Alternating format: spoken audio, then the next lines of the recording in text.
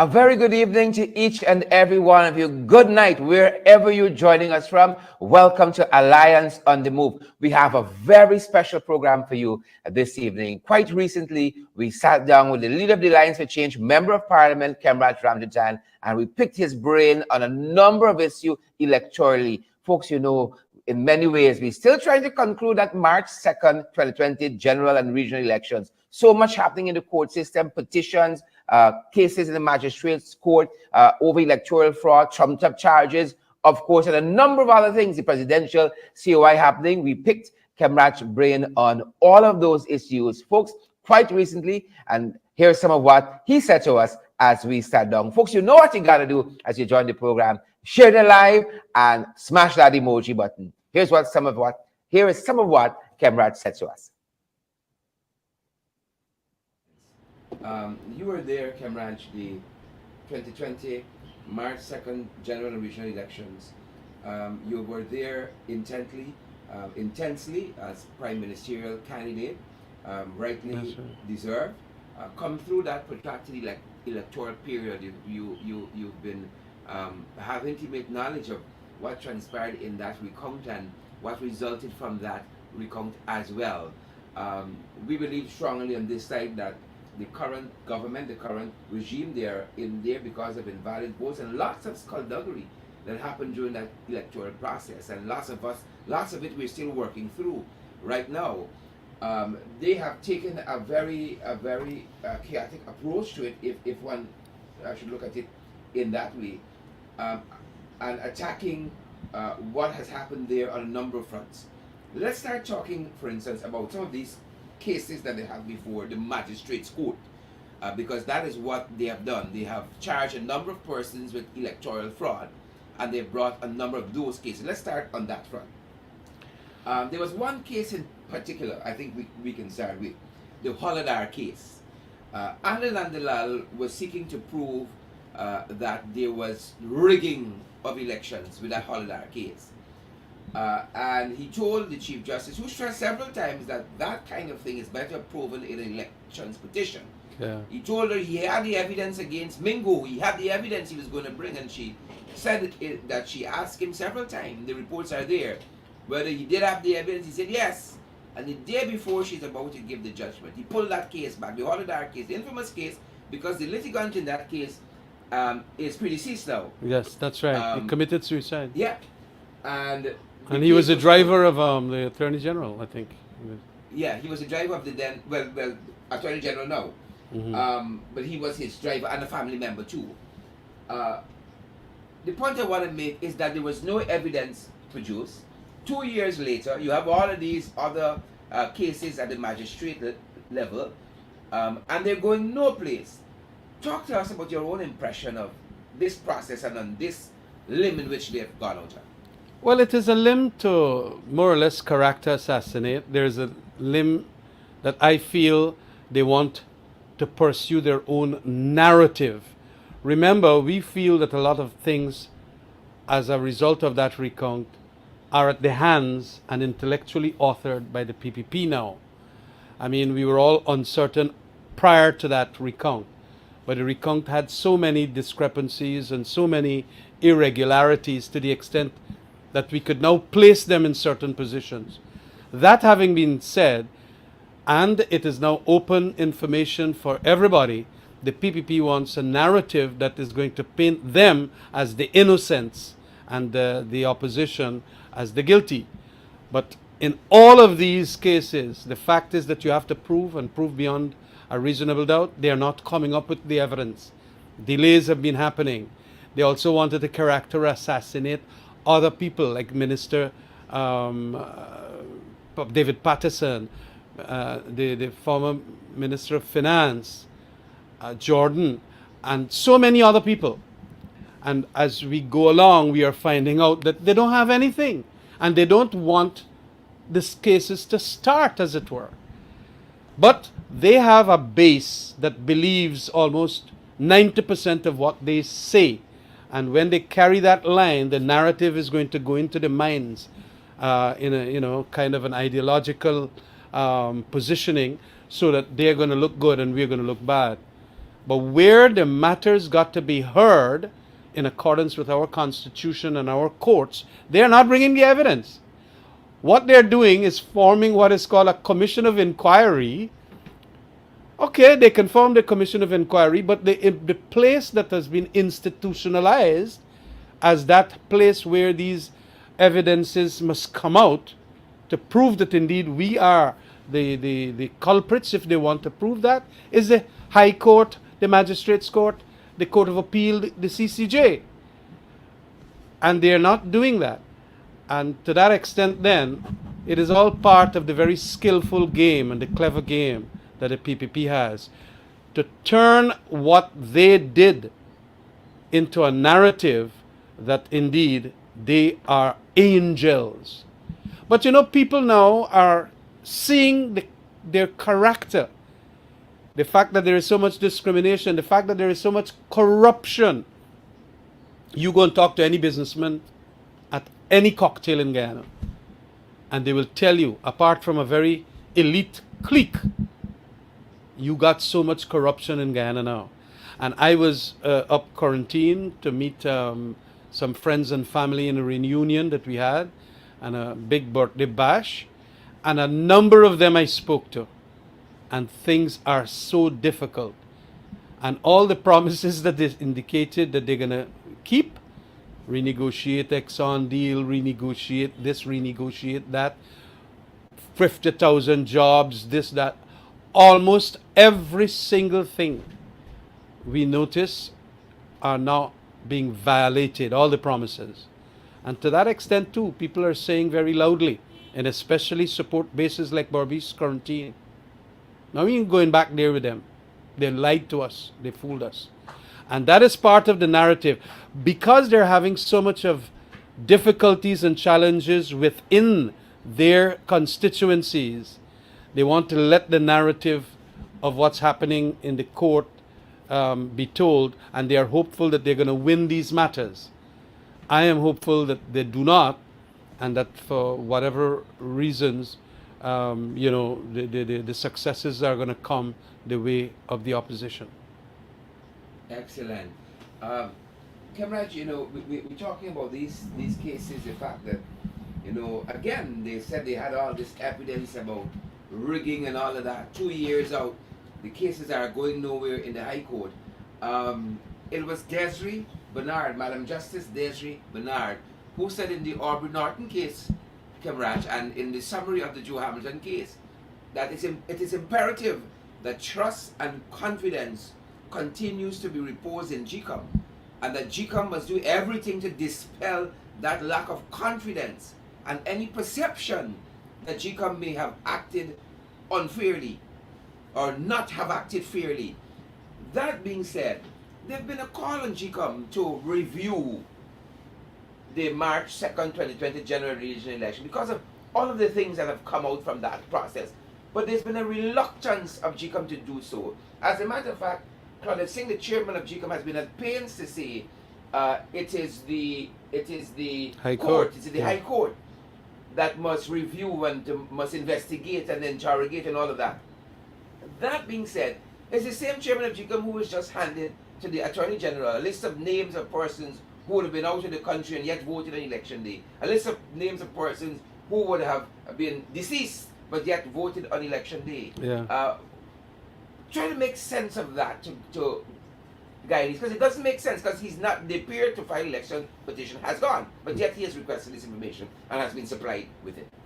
Well, there is a little bit of contradiction and inconsistency. You see, all electoral matters and all matters dealing with registration of voters, voters list and all of those are largely in the purview of the GCOM. And when you had an elections that created such an ugly scene after the date was held, right up to about 5 months after, there is need, Sherrod, that there be a revisit and a review of all the challenges that were met, including declarations that were being made by Mr. Mingo, including certain problems of what happened at East Coast with boxes, so many things that recount brought out. And it is the truth. Now, if you are an employer, if you are in charge of, let's say, a company or a constitutional entity, it requires an in-house set of investigations to reveal what caused what to happen, and the why, and the where and why and how it happened. It is almost, automatic that you would have had that. It's like running a business, and there are some difficulties and challenges in the business. You have to do a review. Get some experts, or you yourself, if you're an expert at it, find out what happened. That was not the case. The president wanted a separate kind of inquiry. Because indeed it is true, and I could understand her legal argument, Madam Claudette Singh, the chairperson, when she said that the elections petition must be the place in which there must be major investigation. But when you're going there for investigation, in two petitions, I think 88 and 99, you have a whole set of blockages occurring as a result of the government of the day, the PPP, not wanting that investigation to happen at the court. Technicalities were used. In one case, I think it was the 88, in which the ruse that was used was this, that because one person, and that person didn't have much of an interest in blocking the petition, David Granger was not served in time, the whole petition now was dismissed. It is like, you have a damages claim of some sort, or any claim for that matter, and you sue 10 persons, but you fail to serve one person. The action against the other 9 must be dismissed. I mean, the importance of an elections petition for the country, it could result in so many things that could be horrific. You have to ensure that at least the fact that one is not served properly, the matter will go on, and it might not go on against the one that was not properly served. That's okay. And the one in this case that was not properly served literally didn't have an interest in the case not being heard. As a matter of fact, he had every interest that the case be heard. And to that extent, then, we find that when the PPP now is trying to block the matter, of course, we had a ruling from that Chief Justice that indeed says that the whole case is dismissed. But then it was appealed. And now they're blocking the Court of Appeal from hearing the matter. When the Court of Appeal has now ruled that this matter ought to be heard, even if you interpret a certain provision of the Constitution one way, there is a Court of Appeal Act which says that you just can't shift aside a Court of Appeal from scrutinizing High Court decisions.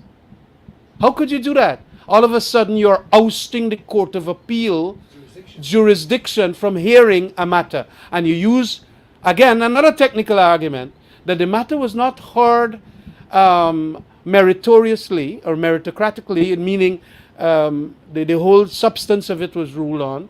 It was just procedural issue. Procedural issue that brings the matter to an end is a dismissal. And if by a dismissal you can appeal to a higher court, well, certainly you should. And the courts must not hesitate into telling people like the Attorney General and the other lawyers for Bar Jagdeo and so on. By the way, Mr. Douglas Mendez is a close friend of mine. We were at law school together. We must be able to tell them, or at least the court must be able to tell them, that you can't just on these minimalist issues say that our jurisdiction must be ousted and so we can't scrutinize what a high court judge did. How could it be? A high court judge could, for very selfish reasons, knock off a case, and then the argument will be that a court of appeal or a CCJ, our apex court, cannot scrutinize what that high court judge has done. I thought that was an extremely strange argument. But of course, in a court of law, you can have all of that once, of course, the lawyers are trying to win the case. And I am hoping now that the matter is at the CCJ, that the CCJ is not going to in any way cause an ousting of its jurisdiction from scrutiny of a High Court judge ruling, especially in a procedural matter, which then ends a case as important as a petition in which all the discrepancies and all the irregularities are there, which can, conclude that the elections was not lawfully conducted. Cameron, your memory might be sharper than my own, but the CCJ, during this electoral process, in one of those cases, I remember, it deals with a special aspect of the Constitution that says that in the election process, the Court of Appeal had the final say. And then the CCJ said, no, no, no, no, no. Yeah. And in the very same way, you cannot oust our jurisdiction from, again, as our highest appellate court, reviewing any matter. That's and correct. clawed its way back to jurisdiction. That's so correct. Appellate courts, especially apex courts, do not so interpret constitutions. It was the same thing that we had with I remember a very early case where Justice Desiree Bernard had made a ruling. There was a lot of talk that there should be conclusivity brought and ousting jurisdictions and ousting powers and so on. But I must say that when it comes to scrutinizing lower courts' decisions, upper courts and the apex court, in this case the CCJ, will hesitate long and hard before they ever make that kind of ruling. And I believe that it will be trashing themselves if they were to so pronounce. And I know very many of those judges there who have written extensively on the need not to oust the apex court's jurisdiction. They themselves having said that in a case where you're mentioning. And so to the extent then as to what is a projection as to what they might come out with, it would be very foolhardy for me to make a statement that they are going to oust themselves from having jurisdiction to scrutinize. Yep. And if memory serves me correct, I think we were dealing with the issue of valid votes, and the Court of Appeal had I think by a majority ruled that a That's lot right. of the votes were invalid, and the CCJ and a lot of folks felt that it couldn't go far because of what the Constitution said. That's right. The Court of Appeal had the final say, but the CCJ said differently. But that aside, Kemraj, the CCJ in a recent ruling, and in the person of Justice Witt in particular, did find it astonishing, and you made a foray into this earlier.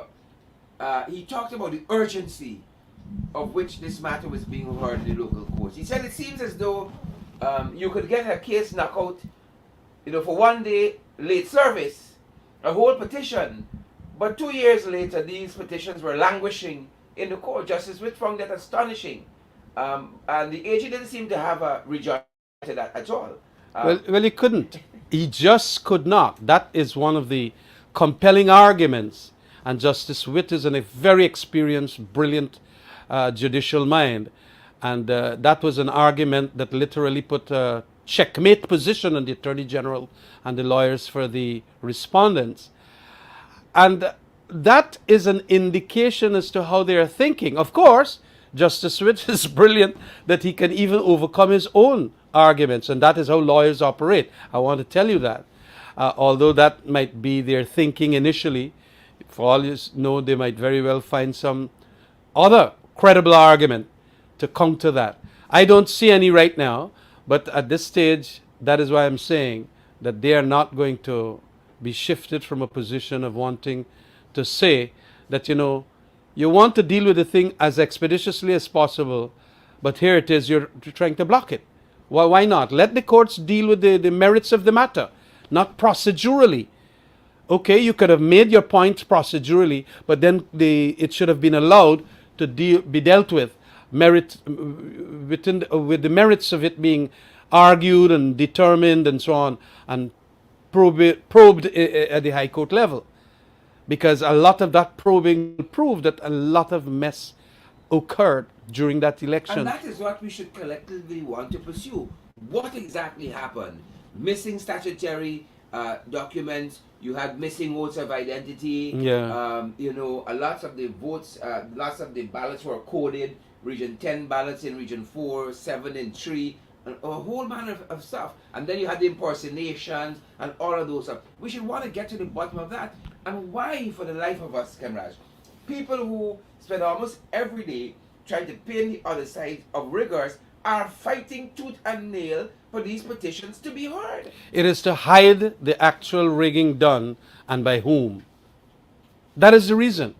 More and more as I think about it, that if you really wanted to know the truth or to put sunshine on some dark spaces of the last elections, allow the petition to be heard.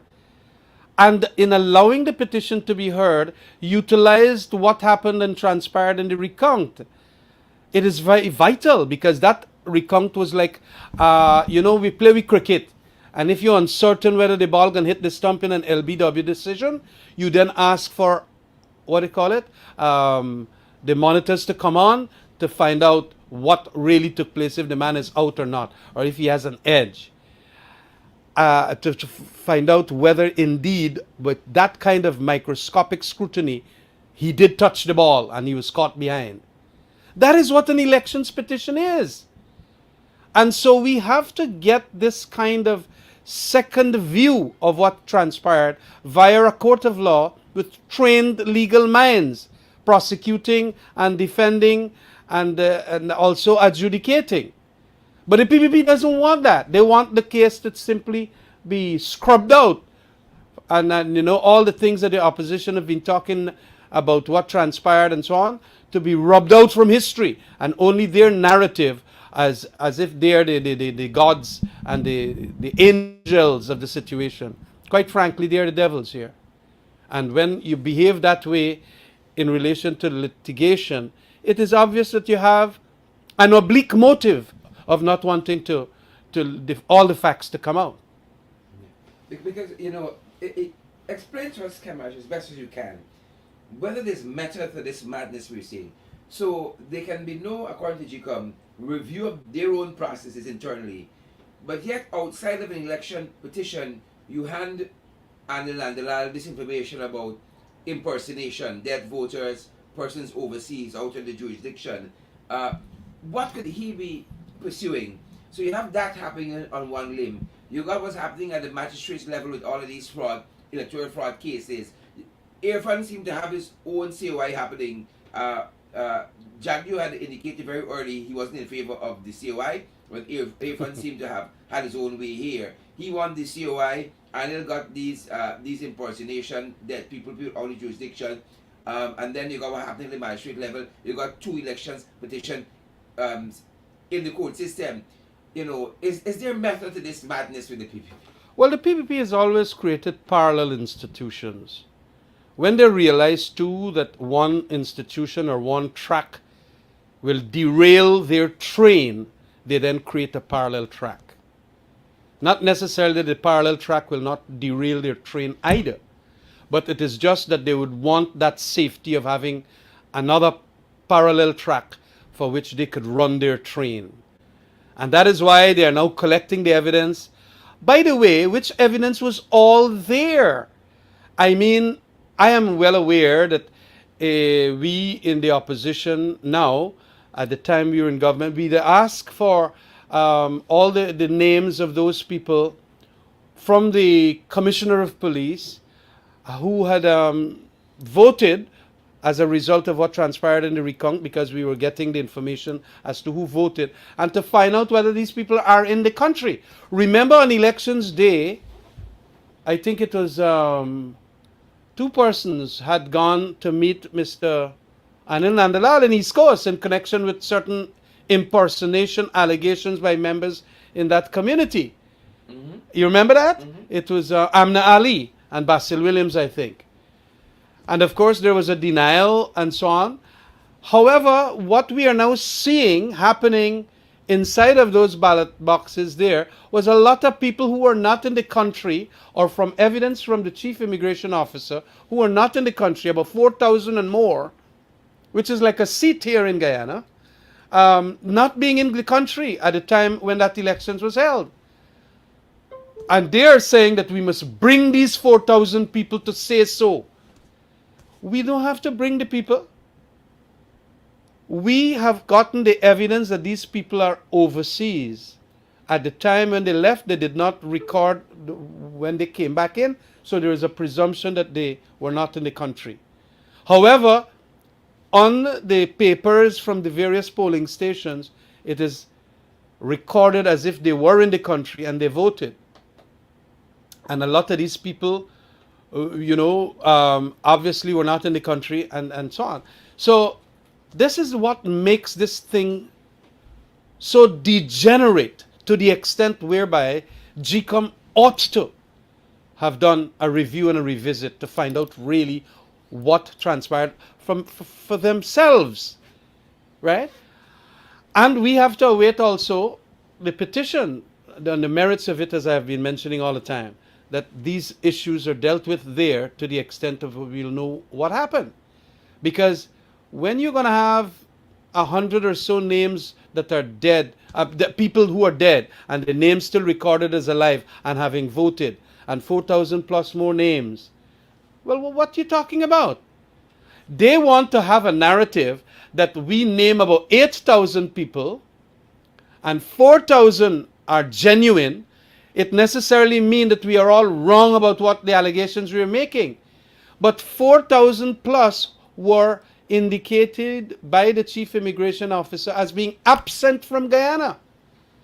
The argument might be put that, they come in with a second passport of some sort. But all passports now in Guyana, whether it's your US passport or a Ghana passport, they are certain digitized coding system.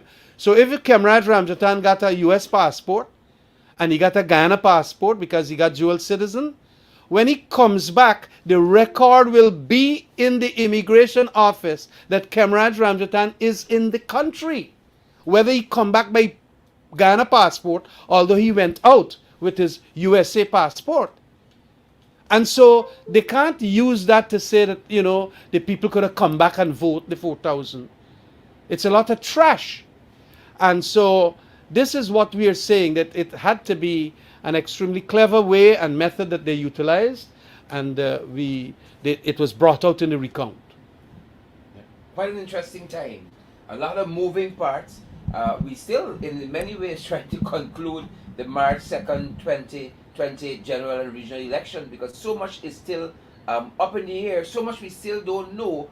And then again, you have these folks who are fighting tooth and nail these cases in the courts. Is this part of why, Kamraj, we're seeing certain activities of the PP as though they're anticipating an early general and regional election, perhaps based on the CCJ and some of their utterances too, perhaps?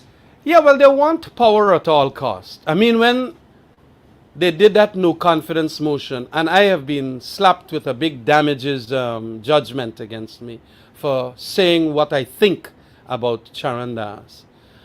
It all started thereon because we found oil in 2015, late 2015.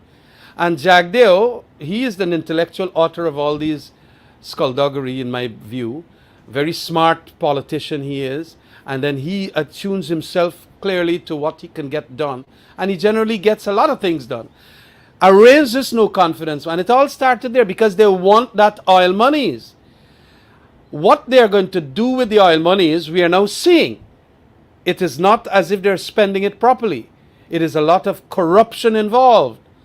And so, yes, indeed, the PPP really going to do everything that it takes to stay in power.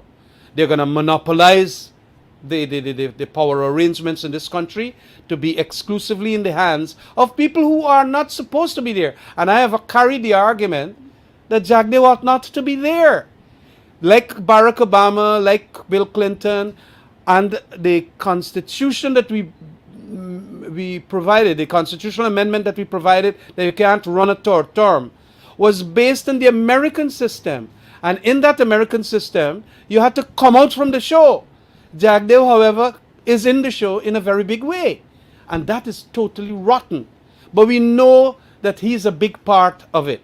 And trying to carry the narrative that they are the archangels and the archdukes of good and, you know, all that is right and just for this country is what they're doing as a result of hiding all the nastiness and ugliness that they probably did during the course of that elections. And so we have to just fight it. We also have to carry our narratives too as to what transpired based on evidence, based on facts, that what transpired. And the recount is what we have, a recount that was observed by almost all the international observers.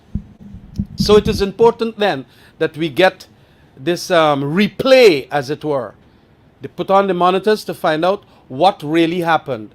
And that replay is telling us that a lot of things happened. You know, there is another reason why the petitions should be heard.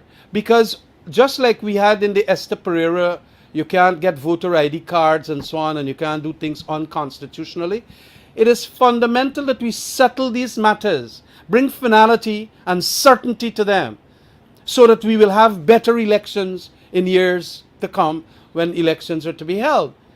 It is vital that all the facts be known, because as we go along and evolve as a country, and I think we are going to be one of the richest country and greatest democracy once we get these things right, that we must ensure that the journey that takes us there is now, we journey that aspect of it, so that all of these things are now clearly set on the table, that this is what happened and that must not happen again.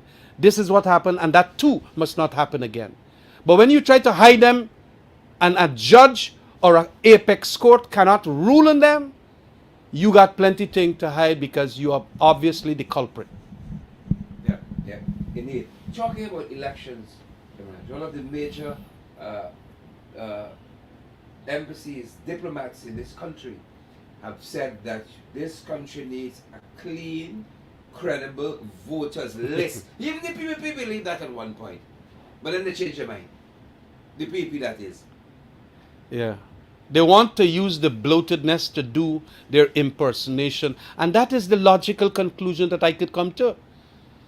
When in 1990, Desmond Hoyt had said that he's going ahead with the elections in Guyana, and he don't care what Shetty Jagan talk, Carter had to tell him, but that list, Mr. Desmond Hoyt, is not a pure list.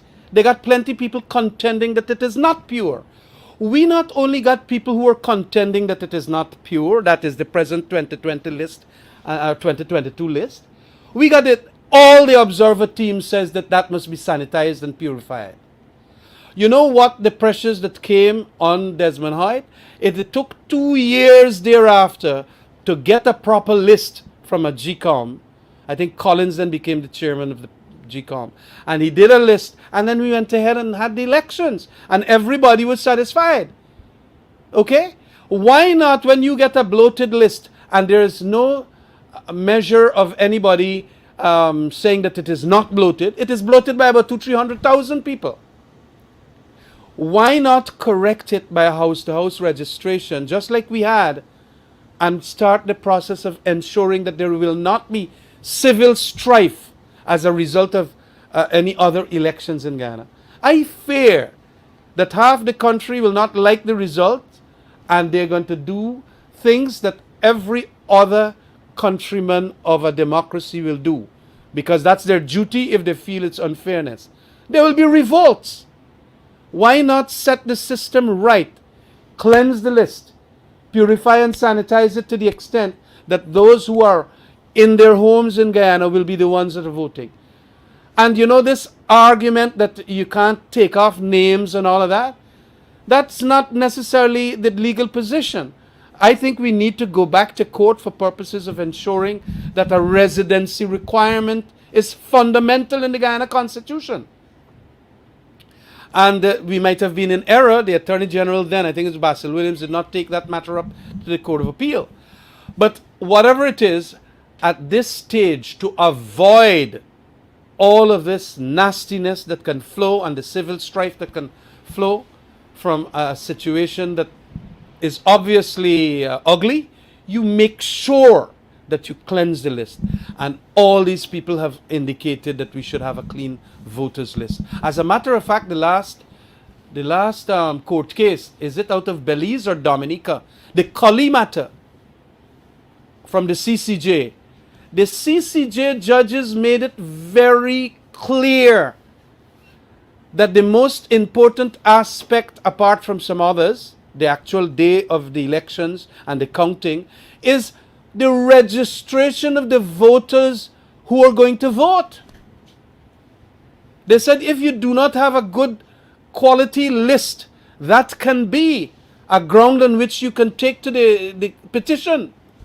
And in the Colley case, I think I've sent it around to some of our colleagues in Parliament and so on, that and with a quotation from that page, whereby it was stated there, elections list are very, very important, because the Caribbean country that had the elections that were being challenged, they mentioned and they had evidence that they gave to the GCOM people of that country, Dominica or Belize, that this is what it is.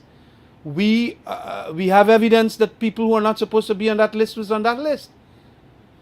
So it is vital that we get our act together and GCOM gets its act together, rather than we then all be becoming involved in things that we are to regard as untoward and civil strife and all kinds of actions. Kamraj, this is a PPP who comports itself as being bastions of democracy and guardians. And they like to talk about transparency and accountability and good governance. And yet, when you look at their stewardship, and that stewardship is tested before the courts, they're oftentimes find lacking. And I really want to say congrats to Roysdale Ford, who is on the forefront of lots of these cases, and lawyers like yourself and Darren Wade and many others, Selwyn Peters and so forth. On so many cases, we can look back at, for instance, the one that had to do with Onish Waldron. Cambridge. No, the minister put her hand on the Bible in the National Assembly and swear she was a dual citizen. The Chief Justice told us differently. You had that one. You had the case with the parliamentary secretaries. Yes, right. Kisun, is it? Right. Kisun and Sarah, what's her name? Mm-hmm. And Ram Kisun. Ram Kisun, right? sorry, yeah. That case. So many others in which the PPP was found lacking. The one to do with them centralizing the constitutional agencies and the budgets. You know, so many of them the court had to push back against. You know, but yet they come and talk about, oh, they're rule of the law people, and you know, they're guardians of the Constitution, and they run amok on the Constitution almost on a daily basis in this country, consulting with the leader of the opposition. That's another one, yeah. Look, I have always stated that even when I was a member of the PPP, that is one of their weaknesses, the fact of good governance. You see, most of the PPP leaders are trained in Moscow. And I know of a very... KGB people? Yes, these KGB people.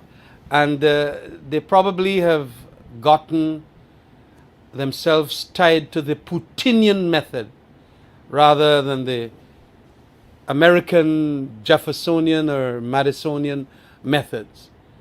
It is inherent in them to be powerful and strong and override the rule of law. They would like to see the rule of lawyers, as it were, rather than the rule of law. And that is why they would have their lawyers stacked up and saying, in very garrulous fashion, this is what the law is, this is what the law is. And when they lose the case, they say, well, we will appeal it and this and that and whatever. Now, it is very much a characteristic of the PPP that they are executive, I used to call it what? Executive lawlessness. Executive lawlessness is what they perpetuate. And a number of cases that are coming out, not necessarily from the political people, but also other cases whereby they have been doing a lot of nonsense and thinking that they must be in charge, not the rule of law. And even when they lose the cases and so on, how they're cussing up the Court of Appeal judges. You know, that is a distinctly shameless act on the part of the Attorney General when he would have, not the Attorney General, I think he also has criticized the Court of Appeal judges. But Dharam Lal, when he said that certain Court of Appeal judges must be defrocked Yes. because of injunctions Yeah. being granted or not granted, I can't recall. But he was saying that because he didn't like the decision, senior people like Madam Janet Cummings must be defrocked. What's going on in his head? But then, of course, he does a lot of shameless acts in Parliament too. And that is what I always, yeah, that is what I always, feel offensive and insulting that comes from the PPP. They seem not to have their act together in relation to the rule of law. And that is going to be to their detriment. A lot of things they're doing, the squandering of the monies, cash transfers to their people, not only one time like the sugar workers, but 2 times severance payments. And the fisher folk monies. And when you ask of them, please give us the evidence that you are not discriminating by giving us the names and addresses and so on of the people who are benefiting from this money. Look, the government, the coalition government left them a legacy that is beyond their imagination. $607 million in the first year, and then 1.2 billion they will collect this year. And with more platforms coming in, you're going to get probably 400,000 barrels per day, which then can give you $2 to $3 billion in forthcoming years. Spend that money equitably, equally, and ensure that you put in the wise decisions as to where it goes. Not only discriminate and buy the votes for the 2025 elections, they probably want to sell this kind of thing to their supporters to call an early elections. But I know inside of the PPP, some of them feel they're not going to turn back minister, so they want to serve their full 5-year term. Some feel that they might not turn back parliamentarians, so they are against the decision to calling an early elections. And some of them are uncertain that they're going to win it because it's going to be so close. And businessmen and so on, their friends and family and so on, telling them, no, let me serve out this 5-year. Probably they want a little more stretch to do their corruption activities and so on too, to enrich themselves even further. So yes, there might be a tune sung by some that let's hold the elections early, but they got kicked, people who are holding back for the reasons that I just mentioned. So it is important then that we look at all of these considerations and then come to the decision. But the biggest of the decision is they never liked the rule of law. They still have a party constitution that says that all of them are communist and Marxist-Leninist. I have spoken to the American ambassador about that. But they feel that, because they're dealing with Exxon properly, ExxonMobil and so on properly, they are not necessarily what their constitution tells them. But the other day when they were called in by the State Department, Irfan Ali and Jagdeo and the rest and whosoever else, they told them that 2 things comprise a democracy. Free and fair elections where you can change governments at every periodic 4 years, 5 years, whatever. But also when you win an elections, the other is good governance.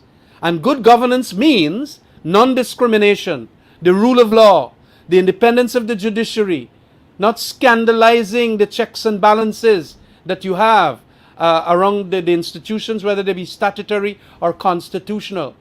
These fellas don't know of that other half. They jump on free and fair elections and all of that. And although they might have been intellectual authors for an unfree and an unfair elections, they want to change the narrative, as I mentioned. So we have to be very cautious in how we also educate the public as to what they're doing. And of course, they will want to go into areas and strongholds of the opposition to change minds and all of that. But I know that the opposition areas are pretty strong because they see how they are governing. And their governance leaves a lot to be desired. Commissioners, we talk about that. people see how the BP is governing, and you outline several areas, there seems to be a breaking down of the guardrails in all of those areas. Now, Absolutely. we deem Irfan Ali as an installed president, but he's been gifted an opportunity, even under the circumstances, to leave a lasting legacy. Will Irfan be remembered? He seems to grow more arrogant as the days go by.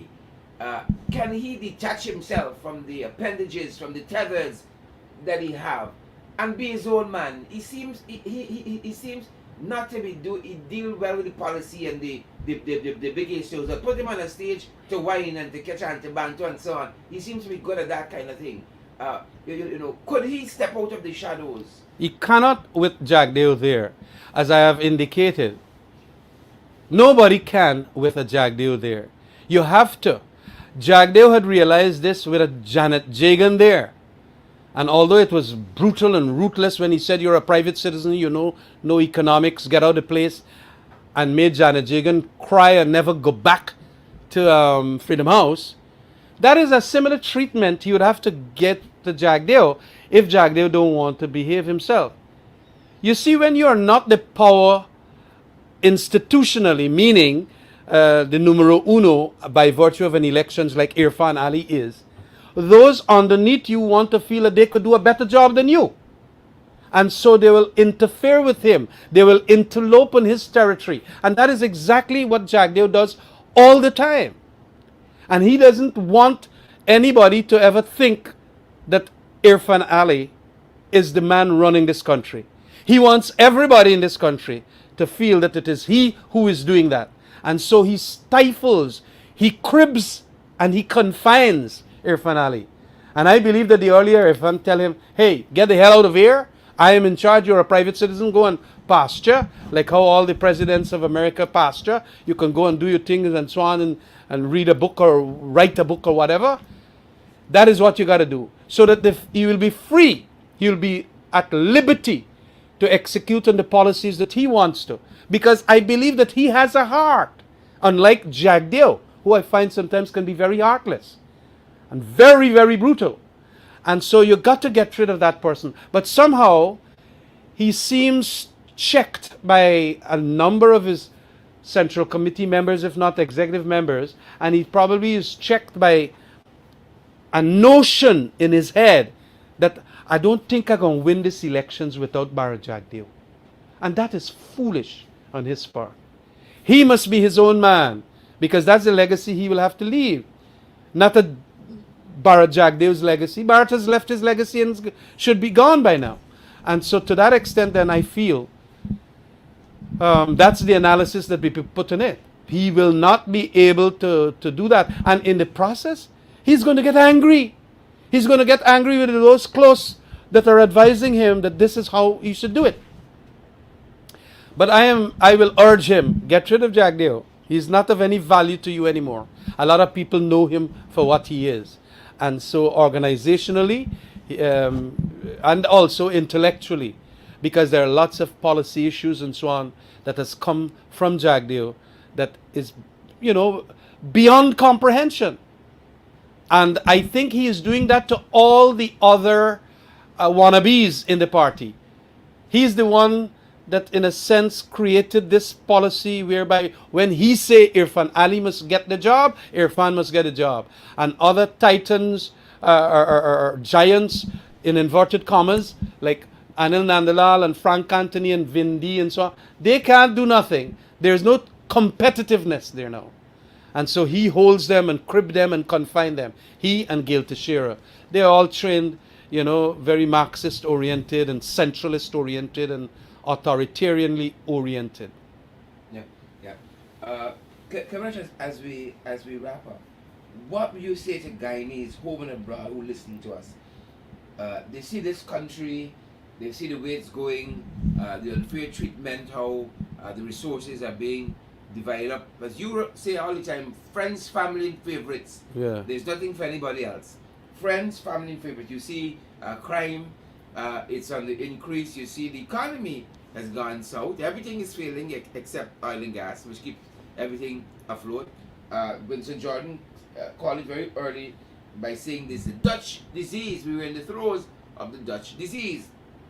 What do you say to people who are disoriented, disinterested, fed up, of the PPP? They thought they would have done bad, but they have done this badly so early. We're rich, but yet so many people suffering and so poor. What do you say to people who have lost hope in this country and just want to break behind them and jump in the plane and beat them? Well, it's a lot we would have to say to them. Do not be diverted by the distractions that the PPP is throwing at you now. Do not. We will be even more hopeless a nation if you were to be allowed to be diverted that way. Bara Jagdev, as I have said at a public meeting and some other places, he liked to throw a spanner in the wheel there, in the spokes, and broke it up, and then move away. He shoots and scoot, create an issue, and then leave and so on. And that's the diversion that he wants. Look what he did with IDPADA G, that organization that was celebrating the decade of development of people of Africa and so on. This is disastrous for a country. And of course, Irfan should appreciate that. When he says that I am going to give you the cash transfer and he does not give the names of the people, that is discrimination. That is what you call no transparency of government. And we have to tell people that we must fight for it. Look, under a democracy too, it is not only the job of the judges or the job of lawyers in elections petition to fight for the democracy. People out there must never, never, never surrender. They must never, never, never give up hope. And so you too must appreciate that it is going to be a long battle. It is those who are willing to fight the principled battle, the long, hard battle in somewhat an unrelenting way, is we're going to be the ones for the beneficiaries, for our children and grandchildren, of a better democracy. Democracy is not perfect, but it is a system that can remedy itself. And notwithstanding the nonsense that we are suffering now at the behest of especially the PPP and certain leaders like Jagdev and so on, we have to appreciate that these things could be remedied. It could be remedied in an elections. And where we change them. And I am hoping that that is what happens. It has happened in America. Trump was a disaster for America. America, he used to call all our countries shithole countries. He'd end up making America a shithole, quite frankly. And so, but it was remedied by virtue of the elections of Biden. And to that extent, then, we have to appreciate this. It could be remedied at other levels by judgments of the court, the apex court, and things like that. But we, the people, got to do our job of getting registered, ensuring that their names on the list. And when the elections come, you vote. And to them, I say then, do not give up hope, because we have periodic elections in Guyana. We can still win back and bring that governance that we know so good about. Because when you compare the governance of the PPP as against the coalition, we were tenfold superior in every respect. Professionalized the police force, did not train barbs at the judges, ensure that we asked them to have their opposition people inside of the statutory bodies, so many things. And so we can get that way again if we only have hope. So never give up hope. Excellent. And there you have it, folks. Kemraj Ramnath in his own words. We hope you guys have a better sense of the process we are engaged in currently and where we are heading. We're going to continue to bring you the information, folks, as we have. We really want to thank Kemraj for sitting down with us and for sharing his thoughts with us in that very, very unscripted way. The man himself, Kemraj Ramnath, leader of the Alliance for Change and member of Parliament. Folks, share the live, smash that emoji button, and we're going to see you right back here next week, Saturday, same time, same place. Thanks for joining us. That's Alliance on the Move.